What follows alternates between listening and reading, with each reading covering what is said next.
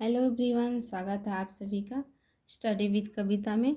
तो आज का हमारा टॉपिक है फ्रांस में समाजशास्त्र के विकास को स्पष्ट करें या फ्रांस में समाजशास्त्र का विकास।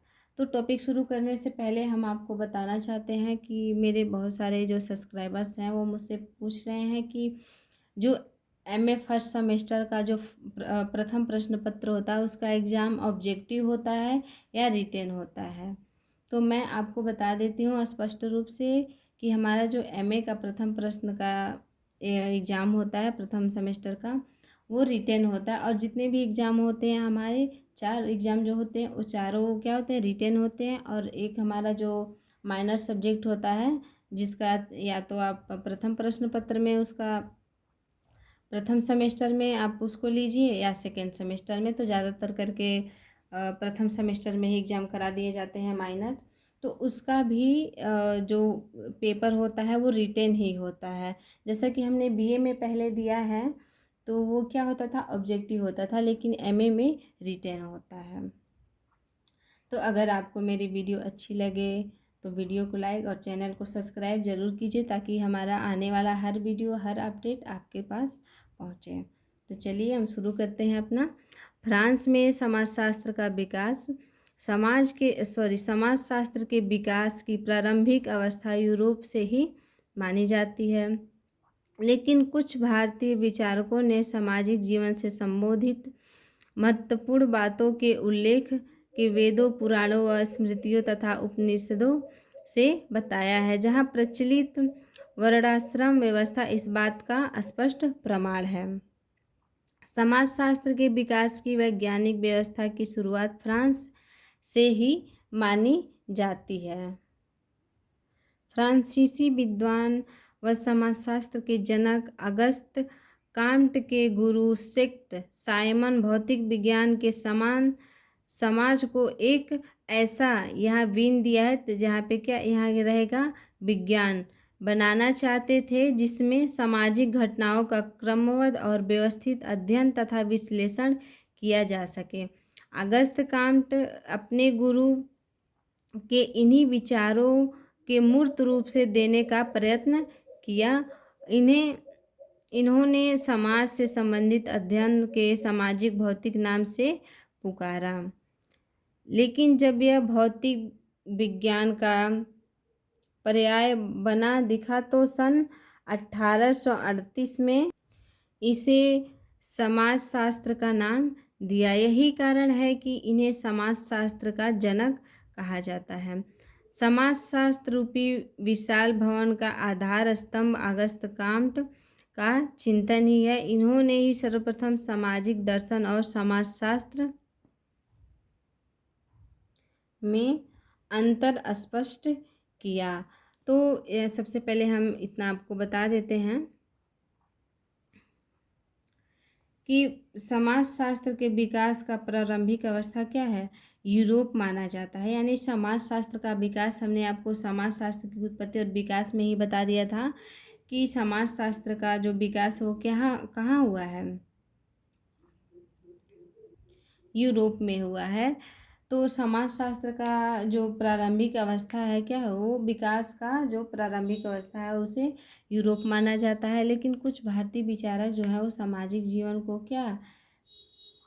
सामाजिक जीवन के संबोधित महत्वपूर्ण बातों का उल्लेख वेदों, पुराणों, स्मृतियों आदि से में बताए हैं। यानी उन्होंने ये बताया है कि समाजशास्त्र जो है वो हमारे वेदों, पुराणों और स्मृतियों, उपनिषदों में उसका उल्लेख क्या है, पहले से है। ठीक है। और इसका प्रचलित व्यवस्था क्या है, प्रमाण भी है। इसका प्रमाण भी है जो वर्णाश्रम व्यवस्था में क्या स्पष्ट है। अर्थात यह वर्णाश्रम व्यवस्था में स्पष्ट प्रमाण है इसका कि समाजशास्त्र जो है हमारे पुराने वेदों में, पुराणों में, स्मृतियों में है, पहले से है। तो समाजशास्त्र के विकास की जो वैज्ञानिक अवस्था थी वो शुरुआती फ्रांस में मानी जाती है। और फ्रांसीसी विद्वान जो है समाजशास्त्र के जनक कौन है, अगस्त कांट। तो उनके गुरु जो क्या है, सेक्ट साइमन, वो भौतिक विज्ञान में भौतिक विज्ञान के समान ही समाज को ऐसा ऐसा विज्ञान बनाना चाहते थे जिसमें सामाजिक घटनाओं का क्रम बाय क्रम यानी क्रम से और व्यवस्थित अध्ययन और उसका विश्लेषण किया जा सके। तो इन्हीं सब विचारों के रूप में जो क्या है उन्होंने प्रयत्न किया। तो उन्होंने समाज से संबंधित अध्ययन के सामाजिक को क्या किया, भौतिक नाम से पुकारा, यानी समाज से संबंधित जो भी अध्ययन था उसको सामाजिक भौतिक नाम से पुकारा। लेकिन जब यह भौतिक विज्ञान का यानी वो पर्याप्त बनता गया और इसका विस्तार दिखता गया तो उन्होंने 1838 ईस्वी में इसे क्या दिया, समाज शास्त्र का नाम दे दिया। यानी समाज शास्त्र का पहले का नाम क्या था, सामाजिक भौतिक नाम था। तो उसका नाम बाद में क्या दे दिए, ये समाज शास्त्र का नाम दे दिया। यही कारण है कि इनको क्या है, समाज शास्त्र का जनक कहा जाता है।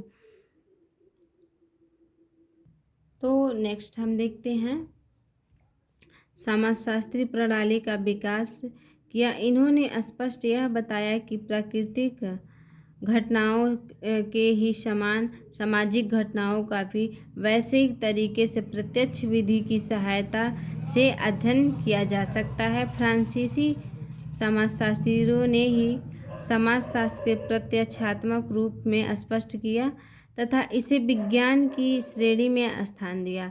कांट ने ही अपने विभिन्न अंशदानों व सिद्धांतों द्वारा समाजशास्त्री विकास में फ्रांस के भूतपूर्व योगदानों को स्पष्ट किया। तो इसमें हम देखते हैं कि जो समाजशास्त्र की प्रणाली का जो विकास है वो किसने किया, अगस्त काम्ट ने किया।